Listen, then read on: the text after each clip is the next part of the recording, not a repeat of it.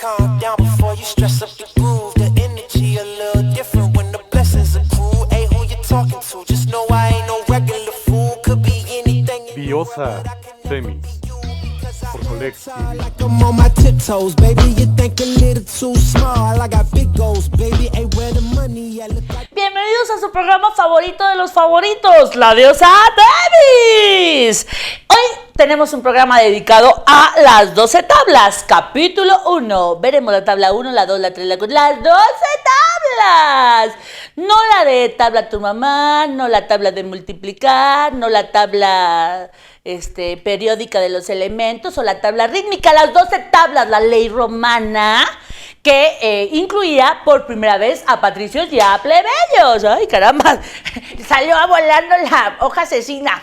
Bueno, como les platicaba a ustedes, los plebeyos se habían ido de huelga y para que regresaran les pidieron a los romanos que los incluyeran en una ley. Después de investigar leyes y demás, mandan una comisión los decemviris al Monte Aventino para que creen con los plebeyos una norma jurídica, las 12 tablas. Y vamos a ver qué incluía las 3 primeras tablas en este capitulín. Tabla número 1, de la situación a juicio. El actor o demandado que sea llamado a juicio tiene que ir al instante, es decir, al momento. Si no quiere ir, se tiene que ir a su casa con 2 testigos y presentarlo, tomarlo y llevarlo a la fuerza. Si es necesario, que lo aten. Y solamente que la persona dijera, no, pues no voy porque estoy enfermo o estoy viejo, pues se le da un burro. Y aunque él ofrezca un mejor carruaje, no, se le lleva en burro porque él no quiso ir voluntariamente. Si alguien sale fiador por él al momento, se le tiene que soltar. Si es un rico, su fiador tiene que ser un rico. Si es un pobre, la persona que debe, cualquiera puede ser su fiador. Si en el camino hacia el juicio se arreglan, esto es válido y se le deja libre. Pero si no se llegan a arreglar, el juicio empezaba al mediodía, como a las 12, y terminaba al ponerse el sol, como a las 6. Este es el contenido de la primera tabla. La segunda tabla era referente a los juicios. Decía esta tabla que el juez, el árbitro o el reo, estas 3 personas eran las únicas que podían diferir de día el juicio, y por 3 causas: por enfermedad, porque les tocara ir a votar o porque tuvieran un mandato de la República, los mandaran a un censo o tuvieran que cumplir una obligación que les obligara el Estado. Los testigos, si yo quería que se presentara un testigo, tenían que ir primero a pedirle que voluntariamente fuera al juicio. Para esto iba 3 veces a su casa en un lapso de 27 días. Si yo demostraba que fui a pedirle voluntariamente 3 veces durante 27 días que fuera y no iba, ya podían ir la autoridad por él y presentarlo forzosamente. Si matas al que roba de noche, se considera bien muerto, así que no hay ninguna pena. Pero si el robo es de día, lo que tienes que hacer es aprenderlo, permitir que lo azote la autoridad y después reducirlo a tu esclavitud, es decir, esclavo de la persona robada. Ojo, si el que robaba era esclavo, lo azotaban y lo despeñaban. ¿Cómo lo despeñaban? Normalmente lo amarraban de pies y de manos y hacían que se volcara por una peña así como la de Bernal, ahí, y que se desnucara, y bien gachos, porque si no se moría, lo volvían a subir y lo volvían a aventar hasta que muriera el esclavo ratero. Si el que cometía el robo era un impúber, es decir, un menor de edad, solamente se le azotaba según el arbitrio del pretor, lo que él quisiera, el juez, y o si no, pues también se le reducía a pagar y daños y perjuicios y pagar lo que robó. Bien, si cuando tú ibas a detener a alguien, esa persona se defendía con armas, tú podías gritar, y ya una vez que se presentaban 2 testigos, podías matarlo. ¿Por qué? Porque podías demostrar que la persona quería una riña. También se castigaba el hurto que se encontraba tiempo después. Ese hurto se llamaba perlacem et licium. Ese hurto es el que se encuentra tiempo después. Supongamos que me roban una cámara fotográfica y la encuentran 3 meses después. Ese hurto que se encuentra después se castigaba igual que el que se descubriera en flagrancia. Así, si yo te encontraba hoy, daba lo mismo que si te lo encontraba en 3 meses. Quien cortaba el fruto de un árbol que no era suyo, le pagaba a esa persona dueña 25 haces. Si una persona molestaba a alguien y o le robaba, pero al final de cuentas se arreglaban, esto era válido y ya no había juicio. Hay una cosa muy interesante, las cosas robadas nunca prescriben. El día que se encuentren, ese día se castigará al delincuente como si se hubiera hecho el robo al momento. Y también hay algo muy interesante, el hurto, donde la persona niega que haber robado, y que la autoridad fue y le preguntó, si él niega que robó y después se encuentra, se castiga doble. Se castiga el robo y además la mentira. Yo quisiera hablar un poquito aquí de la prescripción, como el nombre lo indica.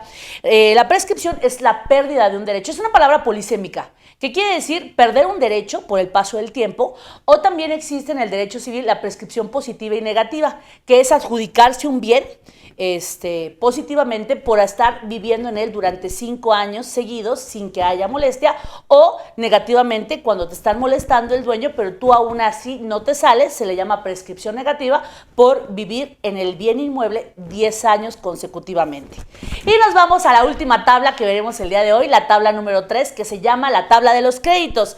Quien malverse un depósito, es decir, algo que se le guardó y lo use, pagará el doble, y si se daña, pagará el triple.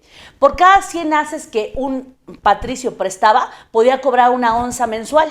Pero ojo, si la persona cobraba más de esto, cometía el delito de usura, y de lo que hubiera cobrado como usura, pagaría el cuádruple. Los extranjeros no podían adquirir por prescripción nada, absolutamente nada, y si, bueno, un deudor debía, tenía que presentarse en el juicio.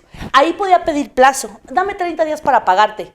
El acreedor le podía dar 30 días más. Pero si no pagaba los 30 días, el acreedor se lo podía llevar a su casa hasta por 60 días y tenerlo ahí amarrado con cadenas y grilletes de 15 libras de peso y tenerlo ahí y presentarlo 3 veces. En esos 60 días, presentarlo 3 veces al foro para ver si alguien pagaba por él. Si nadie pagaba por él, la persona, después de los 60 días, se convertía para siempre en su esclavo. Ojo, la persona que vivía así amarrada podía vivir de lo que le llevaba a su familia, y si su familia no le llevaba, la obligación del acreedor era solamente darle una libra de pan, o sea, aventarle un panecillo por ahí. Pero el chiste era que la persona sufriera para que saliera alguien a pagar por él. Ojo, si había un deudor y muchos acreedores, es decir, a muchas personas les debía, normalmente podían molerlo a palos, matarlo en plaza pública, golpeándolo, o si no, la pena era cruzarlo del río Tíber y ahí en la frontera venderlo como esclavo y recuperar alguna lanita. Por lo tanto, pues no era bueno, ¿verdad?, pedir préstamos de roba, porque, bueno, y sobre todo, a mí me gustaría que llegaran esas leyes de nuevo, ya saben, porque luego, pues, es bien difícil cobrar, es bien difícil cobrar. Pero bueno, espero que te haya gustado este capítulo. Te recuerdo que siguen 2 de las 12 tablas. Nos vemos en la próxima.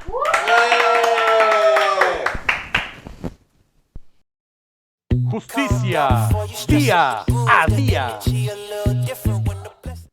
Bienvenidos a su sección favorita, Justicia Día a Día, en donde les resuelvo consultas que me llegan así de repente, como esta que está entrando. Esta nos la da el querido Joselo y dice, ¿cómo evito la usucapión? Es decir, la prescripción positiva. ¿Qué es esto? Cuando tú tienes de propiedad un bien y lo dejas totalmente abandonado, puede ser que llegue una persona a ocuparlo y él pida, después de algún tiempo de estar como poseedor o como dueño de ese bien, pida a la autoridad le reconozca la usucapión, es decir, la prescripción a su favor, y le otorgue el bien. ¿Cómo puede evitarla? Si yo soy la persona que tiene ese bien inmueble, primero, pues puedes hacerlo usando el bien, claro está, yéndote a vivir o estar en constante visita, no abandonar un bien por más de 5 años porque corres ese riesgo. Número 2, puedes hacer contratos de renta, o sea, puedes rentarlo a alguien o incluso puedes hacer contratos con terceros para que esa persona sea la que funja como poseedor de ese bien. También te recomiendo que objetos objetes todas las pruebas que se van a presentar en la Usucapión, porque para que a él se lo otorguen, te van a notificar y entonces tú tendrás que objetar todo. Lo más importante es la prueba de posesión pacífica y continua. Para evitar esto, yo te recomiendo que si tú tienes un bien inmueble, de inmediato acudas a tus vecinos y te presentes y digas, bueno, este es mi bien, etcétera, yo soy Cecilia, aquí les dejo mis datos, no voy a estar ocupando el bien, pero si ustedes saben de que alguien lo está ocupando y normalmente les estés dando la vuelta o llamando a tus vecinos. ¿Para qué? Para que cuando él quiera demostrar que el bien estaba abandonado, todos los vecinos reconozcan que tú eres el dueño. Así es la manera más sencilla de evitar la prescripción positiva, es decir, que alguien se adjudique un bien de tu propiedad. Espero que te haya resuelto tu duda y continuamos con una sección más en esto de justicia día al día. Just need the info, pronto, I go and get it and split it with my kinfolk daily. And I'm the type of that might change my number on you. Yeah, that's how you react when people took a slumber on you. Pretty brown skin, baby, I can see the summer on you. You see all the bread and I know it make you wonder, don't la you, próxima. don't you?